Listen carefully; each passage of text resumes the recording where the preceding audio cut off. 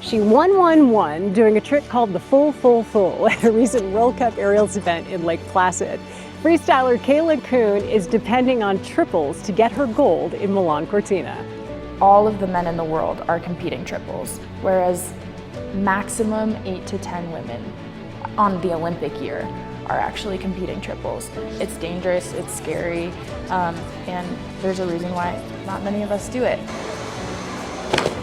Transitioning to triples started here at the Utah Olympic Park, where aerialists tried new moves on water first. So this is our facility that we do to simulate our snow training. Each run matters since athletes average just 8 jumps a day. We'll do anywhere from 1,000 to 2,000 jumps on the water every summer. And honestly, the most exhausting part is the stairs. I think it's 135 to the top. Catch your breath, visualize the jump. We stand up there, we raise our hand up, and we signal the people in the tower over here to turn the bubbles on. Then it's takeoff at 60 kilometers per hour. We're spotting where we're gonna land actually while we're flipping. The aerated water softens the landing. And then the bubble people in the bubble tower will turn it off so we don't drown in the bubbles. Kayla was the youngest American to win an individual world title in aerials at the age of 21. She finished 8th in her Olympic debut at the 2022 Games. Transitioning to triples puts her in line for gold in Milan at the age of 22. Is being afraid sometimes important to keep you safe? It's so possible to get lost, and it's a really, really scary thing. On this Dying to Ask the Road to Milan Cortina, why being scared sometimes is actually a really healthy thing to keep you safe and prevent injuries. Kayla breaks down a triple for us, the incentive for female skiers to master this move. The 2 stars of American aerial skiing are a real-life couple, how they've supported each other in this Olympic journey. And have you read anything good lately? It's Olympic Book Club time, why Kayla Kuhn is the Team USA go-to for a book recommendation. Download Dying to Ask the Road to Milan Cortina on Apple or Spotify, or you can watch it on YouTube. Kayla, you're the youngest American to win a world title in aerials at only 21 years old. So heading into the next couple of months before Milan Cortina, that has got to give you some nice confidence going into it. Absolutely, and that's what I've been saying over and over again. Transitioning to triples over the last couple of years has been really challenging for me, and I've really seen a dip in my results. So last year we really planned for a peak at the end of March at World Championships, and for that plan to completely come together was a huge confidence booster leading into this summer and leading into the next Olympics. Just a big confidence boost knowing that we're on the right track, we have a solid plan, and we just got to keep the ball rolling. Is trusting a plan one of the hardest things for an athlete to do? Absolutely. When I had decided that I wanted to try triples as a woman, not many of us decide to do it. It's dangerous, it's scary, and there's a reason why not many of us do it. So when I had decided a few years ago that this was the path I wanted to take, I knew there would be a challenging transition period. And for me, that really just took patience and understanding that results will come, but it's just gonna take time to get there. So could you break it down, like in the most layman's terms, what a triple really means? Yeah, so in our sport, we have a single, a double, and a triple. And what I'm referring to is the jump that we're going off, and it also refers to the number of flips. So when we're really young, we start with 1 flip, and then we add a twist or 2, and then we'll move up to the double jump, and we'll add a flip to that. And as you get more comfortable, you just kind of keep adding flips and twists. So the highest level that you can compete at right now is triples. And right now I'm doing some triple twisting triples. And so when you get to that, how are you judged then? Is it a points basis based on the difficulty of the trick that you're doing? Yes. And that's why there's an advantage to stepping it up to that. Exactly. And as women, we actually get a bonus for competing triples. So it's a great incentivizer for women to step up and do some triples because there's a huge points advantage. Do men and women flip differently? In terms of just our, biology, like, is there a difference? It's definitely more challenging for women, and I think that's why you kind of see a slower progression. But As far as degree of difficulty goes, all of the men in the world are competing triples, whereas maximum 8 to 10 women on the Olympic year are actually competing triples. So it's challenging, but you know, as women, we accept that challenge and we're excited for it, and we want to push other women to also do triples to help our sport grow. There's huge incentive there. Absolutely, yeah, it's really exciting, and I really just want to be up there and inspire the younger people in the sport so they can be like, I want to do that one day, because I know that's how it was for me when I was watching my older teammate Ashley Caldwell, you know, competing triples. She was one of the best in the world for so long, and I knew that if I was going to do this sport, I wanted to push it as far as I could. Why did you decide to pursue this sport? My guess is you're probably good at most things you do. You kind of have that vibe. You probably could have been talented at lots of things and applied yourself to them. But why did you decide to focus on this? Well, so I grew up as a gymnast and also an alpine skier. So this sport kind of meshes the two of those sports together perfectly.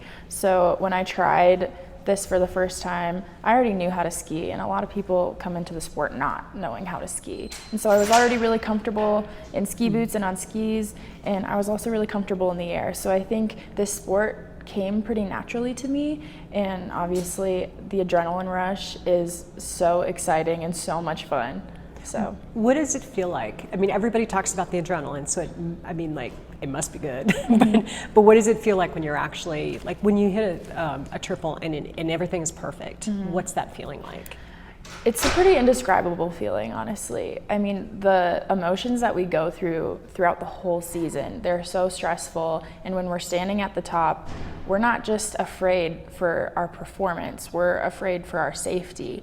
We're doing something so scary and we're going so high up in the air, and we have to remain calm while doing that. So it takes a lot of mental preparation as well as physical preparation, but I think, you know, getting over that fear and being able to put a jump to your feet is one of the best feelings in the world. Is being afraid sometimes important to keep you safe? Like, it's got to be an interesting line, I would think. Yeah, I think there is a pretty fine line, and I think if you weren't afraid doing this sport, you would be absolutely crazy. I mean, your fear protects you, right? So it's just another hurdle to get over, but I think getting over the fear makes it all the more satisfying. My dad used to call it a healthy sense of fear, which when I was a kid, I was like, what does that even mean? And right. now I'm like, oh yeah, I totally get that. No, it's healthy, especially when, you know, we're coming into a jump at 65 kilometers per hour and going into this ice wall. Like, who wouldn't be afraid? Right. You guys spend the summers jumping into a pool, which we got to watch you do yesterday, which was just like, it's like such a great show. Oh, thank you. Just watching you guys train is like so much fun to watch. What is this? How does the summer preparation get you ready for like landing on snow? Yeah, so this is basically the closest simulation to snow jumping that we can get. The reason why we're jumping into a pool is because it's a lot safer. It's a lot safer landing in water than it is landing on, you know, solid ground. So this is where we're practicing our harder tricks and our new tricks safely, so we can bring it to snow.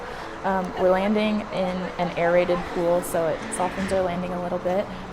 But as far as jumps go, our in-run, our takeoff, everything we're doing in the air is the exact same as what we'll be doing on snow. Does it hurt when you hit the water? Not if you land correctly, but Okay. sometimes you don't. They can hurt a little bit. But we have holes in our water ramping skis, so that softens the impact for us a little bit. Yeah. Can you, when you're flipping, can you see like what's around you? Like, what is that air awareness like? Yeah, so from a really young age, we're kind of taught where to look when we're in the air. And whether it's 1 flip, 2 flips, or 3 flips, we're spotting where we're gonna land actually while we're flipping. So in between flips, we're spotting exactly on the ground where we're aiming to land. And then if we're twisting and we can't see, we'll come around in our twist and we'll try to spot that exact same landing. So if you think about ballet, when people are spinning and they kind of spot one spot on the wall, it's the same for us. When we're in the air, we're just looking right at the ground, hoping to put it to our feet. And so you can actually see that. Yes. Right. It really depends on what tricks you're doing. A lot of the men in the world that are doing 5 or 6 twists, they don't see a lot, but at that point, you're so comfortable in the air and you're so experienced that you kind of know already where you're at, and you can feel how fast you're flipping, and you just already kind of have an idea of where you are. I feel like a lot of people were kind of introduced to air awareness with Simone Biles. Yeah. You know, during the Tokyo Olympics when she talked about the twisties and just being aware of all of those things at once. Yeah, I mean, it's so possible to get lost, and it's a really, really scary thing. What does mental training look like for aerialists and for you? Like, what have you found really works for you? Yeah, so I, over the last couple years, that fear that we were talking about really started to consume me, and I wasn't able to really focus on what I was supposed to do because that fear was just taking over. So I started seeing a psychologist, and she also does hypnotherapy. And so we go through a lot of visualization techniques, and she is really teaching me how to manage that fear and harness it in a way where it can fuel me instead of shut me down. Does that translate to other things you do in life? Absolutely. I mean, this is really the scariest thing that I can think of. So everything else just kind of seems a little bit mundane compared to this. Right. But I think no matter what, mental health is so important. And not just in the sport, we also talk about my mental health outside of athlete Kayla, and that's been one of the most important steps for me. Sometimes just having something else to focus on. I've talked to a number of athletes who have said, I like to do this, or I like to do this. And, what are your things? Like, what are your hobbies that you like to do that just take you away from, like, the job? Yeah, so as stupid as it sounds, being in school for me has been really important. It's really important for me to follow goals that aren't just in this sport. And so being in school has been really great for me, as well as trying to get outside and do things that I enjoy that's not just aerialist Kayla, like mountain biking, wakeboarding, spending time on the lake when I'm at home. I also love to read. I love to write. So just kind of following some creative paths in life has been really calming for me as well. What's the best book you've read lately, or something you've really enjoyed? Oh, The Nightingale by Kristen Isn't Hanna. that good? Oh, it's so good. So I cried good. so hard. They're making it into a movie, I read. They are? Yeah, or a series. That's going to be, I think that's what I read. That's so exciting. Have I'll you have read to watch it. Atmosphere yet? No, but I heard it's so good. So good. Okay, I'll have So to. good. I'll Yeah, put that on my Taylor Jenkins list. Reid, I think you'd really enjoy that one. That one's Okay. fantastic. Really good. Okay, sorry, I'm not turning this into a book club. Or maybe I am. We talked a little bit with Quinn yesterday, and he said you guys getting to travel the world has been just like also like a really cool thing to be able to do together. Yes. Yeah, absolutely. I think, having your person, to help you through summer training when it gets monotonous and you're doing it over and over again, like we can fire each other up, and we can also help each other through the times that are challenging, but also having that consistency while you're traveling and competing together, having that one consistent person with you to help you through it all, I think makes the journey a lot more fun. Like having family with you. Absolutely. Yeah, that same kind of feeling. Yes. So this would be a second Olympics for you. What does that mean for you?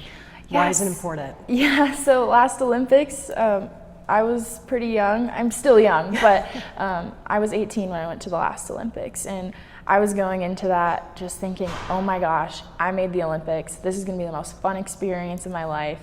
And I have that experience now. I know what to expect. And going into that Olympics, I knew I wasn't necessarily a medal contender, just where I was at in that Olympic cycle. Coming into this one, I'm in a pretty different spot. I think I have a chance at a medal. I hope I have a chance at a medal. And so I'm going into this Olympics. Pressure's higher, but I'm confident in where my training is at right now, and I'm just excited to get out on that competition stage again. And Italy sounds pretty good too. Yeah, it does. Thanks for checking out Dying to Ask The Road to Milan Cortina. You can take the show on the go by downloading it on Apple or Spotify, and you can always watch it on YouTube.